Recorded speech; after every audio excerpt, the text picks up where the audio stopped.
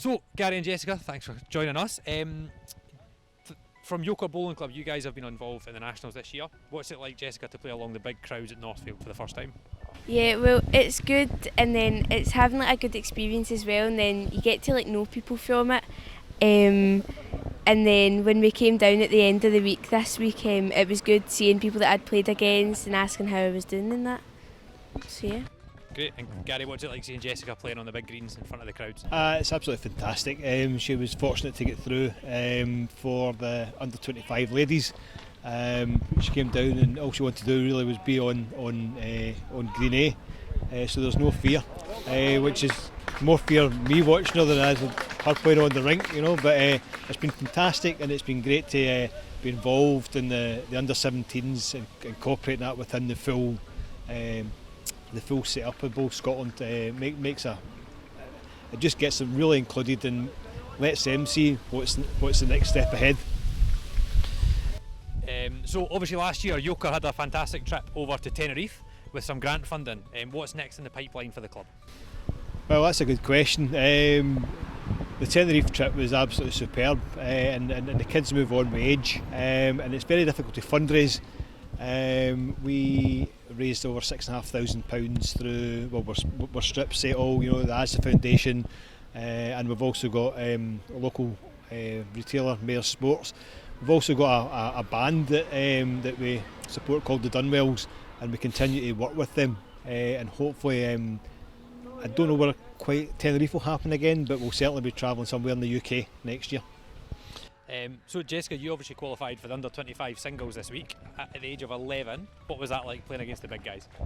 Well, when we played at, or when I played at Willowbank Bowling Club, I played against a girl called Chloe Carroll from Maryhill, and she was brilliant. And then she was just, as I say, too sweet to beat. So, yeah, and then it was just coming down here and then finding out that I was playing on the big green A as well, just so I made my day.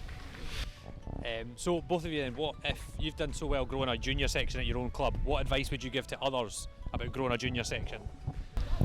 The one thing, the one bit of advice I would give is not to get too caught up in it being a junior section.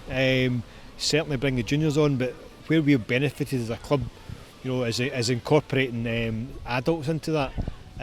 We've actually got 3 adult members through the academy, and also the kids have benefited from the adults coming through the academy. So I keep going, but continuity and making sure you've got enough coaches. If you've got one person and they can't make it, make sure you've got 1 or 2 coaches. Make sure you're looking for your county, your national reps to give you that support. But feed off everybody that's going to give you advice and help. Absolutely. And obviously Gary, yourself and Raymond from the club have both got National Volunteer Awards. Huge honour for you guys, I'm sure, but what encouragement would you give to other volunteers to nominate fellow volunteers? I absolutely. I mean, I was delighted to. It was a surprise for me to get that from President John that year, and then Raymond to get his this year. And it's great to be nominated, and people to see the effort you put in.